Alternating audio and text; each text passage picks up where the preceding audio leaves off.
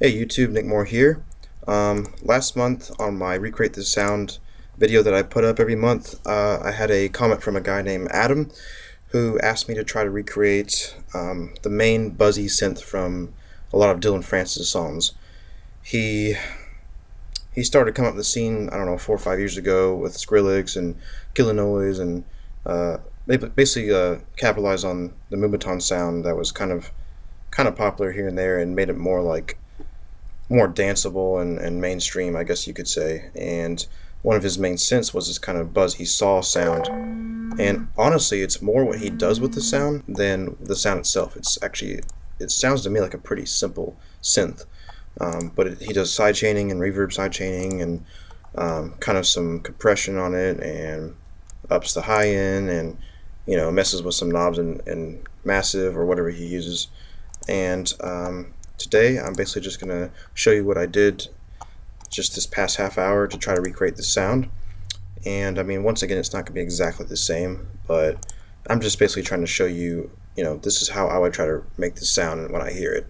And most of the time I open up Massive and I turn on 1 or 2 oscillators and I have something somewhat similar, unless it's some complicated growl or something. So anyway, I'm going to let you hear it real quick and then I'll just run through what I did.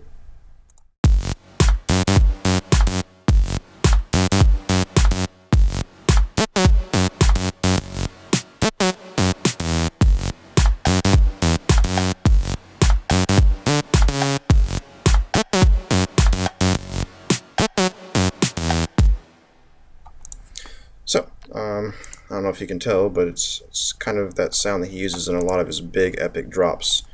I think the song that the other guy asked for, Adam, only came out like 18 days ago right now, and it still uses some of this kind of synth in it. So it's a pretty big Dillon Francis sound. So anyway, basically I just chose a kick. First off, I just laid out a really simple kick and snare pattern, and then I made one for sidechaining and one for the actual kick. And then I added a clap, kind of stereo spread a little bit.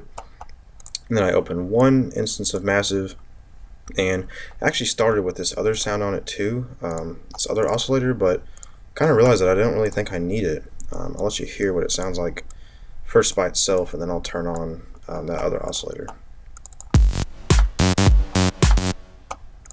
Guess I should turn these off.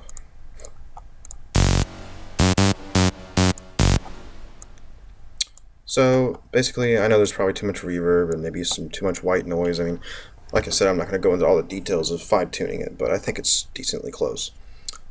So anyway, yeah, I laid out a kick and snare, and then I opened a blank instance of Massive, and I started with this top one. I'll play that one by itself. Oops.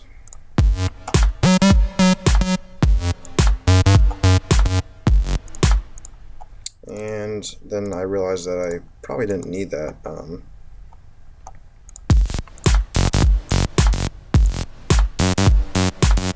I guess I could have just pitched it down here. Anyway, what is kind of cool is if you turn that on and just turn it down.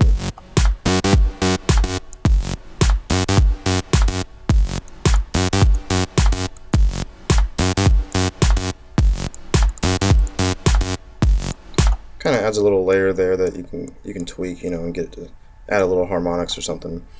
But basically, this main sound is under Basic Square Saw 1, and then I went to Bend Plus because I kind of like the sound of it a little bit better. Wavetable position is all the way to the right, and it's -12 pitch. I don't really know if that actually matters though. I mean, as long as it's a low note. Let's see what range I'm in. I'm in C3 to C4. So as long as you stay around that range, it's going to sound like the Dillon Francis type of sound. And the note I'm on is F sharp. So anyway, besides setting that oscillator, I went down to the modulation oscillator, and I basically just went to ring mod and put it a little bit up on the only oscillator that I have, and it's at 0.306641. That's exactly where I have it. And then the other thing I did was I turned on the noise on white noise and turned the color all the way up, and then the amp way down. It's at 0.283203. And the reason it's turned down so much is because I ended up slapping on first of all, a compressor for sidechain, and then a sound goodizer. Like I said, I use this for quick and dirty stuff. I don't use it for final mastering or anything, but to do a quick and dirty loudness compression, I'd slap it on there and turn it down. But anyway, once I put that compressor on there, the white noise was way too much, so I had to turn it down. And also because I boosted the high ends on the EQ, so it was a little harsh, so you gotta kind of get it just right. And I actually noticed in his new song, like, he didn't really have as much white noise as he usually puts in it, but it's as simple as just turning it all the way down if you want it to sound like the new version.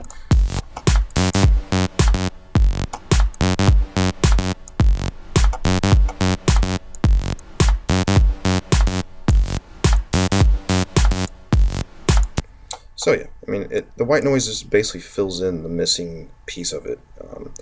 As simple as it is, you know, it just makes it pleasing to the ear as long as you get it just right. That's a big thing about his sound, I think, is mostly just that he really took the time to make it sound nice to your ears, even on headphones. And to me, that's half the battle, or maybe even more, when sound designing, is just make it sound good, even if it's really simple.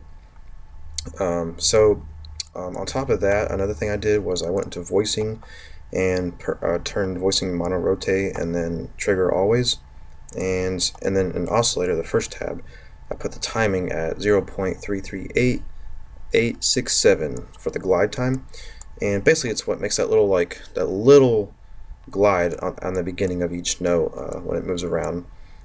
Just enough to make it sound kind of interesting, you know. And you know, of course, you can mess with that if you want. So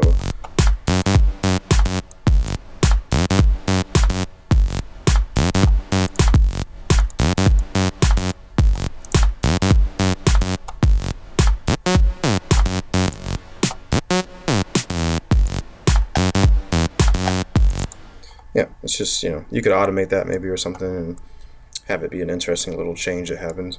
And like I said, I mean, most of these things are just really subtle changes you need to make, and never really go outside of that. You just basically just don't want to hurt someone's ears. That's pretty much what I'm trying to get at. I think, yeah, and then I added a type of tube on here, which is the tele tube. Basically, it's just distortion, tube distortion. And put the dry wet a little bit under half, and then the drive at 0.709961. So basically, the drive's up a lot, but it's not completely, the effect's less than halfway turned up on the dry wetness. And then, yeah, like I said, the EQ, I kind of turned it low down a little bit, boosted it just slightly, and then I boosted the highs a little bit just to make it more punchy. And then now outside of massive, the other things I did, I set up a sidechain for this kick here. You can't hear it because on the P controller I muted the kick, so it's basically just a ghost sidechain. If you want to hear it, I'll unchuck it and mute this other one. And it's actually literally the default FL Studio kick that comes when you first open up a new blank project. I just decided to use that because it was easy and it works. So basically in the P controller, I set up a sidechain, which it means that you turn on the mute if you want it to be a ghost kick, and then you turn up, I usually turn up the tension a little bit, the volume, because I want the sidechain to be really obvious in most of my songs. You can tweak it in the other thing too, the compressor. So basically on channel 2 I have the P controller, and then on the synth, it's on channel 18, I have a compressor, and basically I right click on the threshold and I can tie it to that P controller. So link to controller, and then I know that one's on channel 2, so I just go to P control 2, and then mapping formula is inverted, and then you click accept, and it basically starts moving this knob, and you can adjust the ratio to try to figure out what kind of sidechain you want.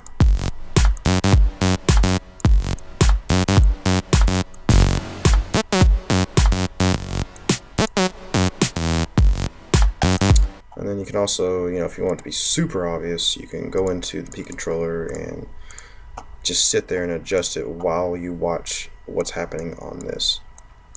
So I could play this.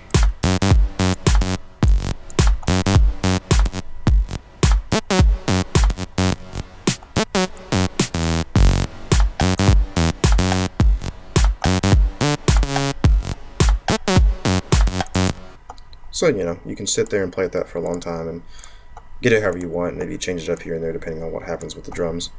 So basically I did that, and then another little thing I did that's just a nice little touch that I could probably make a lot better, but I don't feel like spending the time on, is I added a reverb into the channel for the synth, and just play with the settings a little bit, turn the high cut down, low cut up, add a little bit of pre-delay, and then I basically automated the volume of the reverb.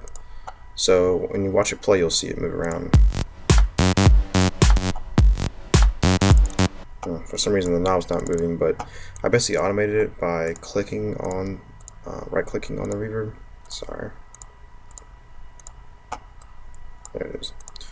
So basically I right-clicked on the volume for the reverb and went to edit events, and then I closed that window out, and I can go into the pattern and right-click down here, and it's now available as a pattern control. So basically I just highlighted, like, right after. You can do this a different way. You can do this with compression the same way I was doing the sidechain thing. You can make it where it's automatic, but I wanted to be able to control it for this example. So basically you can highlight a section, and I wanted it to be like the sound comes in and then the reverb like fades in and then immediately cuts out when the next sound happens. So I basically highlighted that section and press Alt-0, or Alt-O, sorry. And it brings up the LFO tool. And you can basically sit here and tweak it to be like however you want. You can change the speed of both of them. You can change the range and the value. So basically I sat here and said, okay, I want it to be nothing at first, and then, you know, get really loud, and then immediately cut off right afterwards and do a new automation there. And it just creates that effect of being really epic but still controlled, you know. And that's one big thing that Dillon Francis is really good at, is sitting there and making sure everything has its space in the mix and, you know, just sounds good to your ears without being too empty or too much. So that's basically it. I mean, I could sit here and make it a little bit better, but I think I've gotten something pretty close here. So next month, on the next first Friday of next month, is every time I do one of these shows. For that one, I think I'm going to I'm going to show you how I kind of am going to recreate a kill the noise type growl. He doesn't really do them as much as he used to, but I love those growls, and I actually figured out how to kind of get them like 3 years ago, and then I don't know, I didn't really use them that much because I just felt like I didn't want to copy someone and use that as my own style, but I still want to share it because I think they sound really dope, and that technique could be used to make some really awesome other stuff that's like totally unrelated to growls and stuff. So I'll show you that probably the next first Friday of next month. So I hope you enjoyed this little video, and I hope it helped you. And by the way, feel free to comment and make any requests or suggestions if you don't want me to do the kill the noise sound, or you want it to be the next one after that. Let me know. I'll look into it. I'll try to do it. I can't guarantee I can, but I will definitely give it a shot. So until next time, I'll see you later.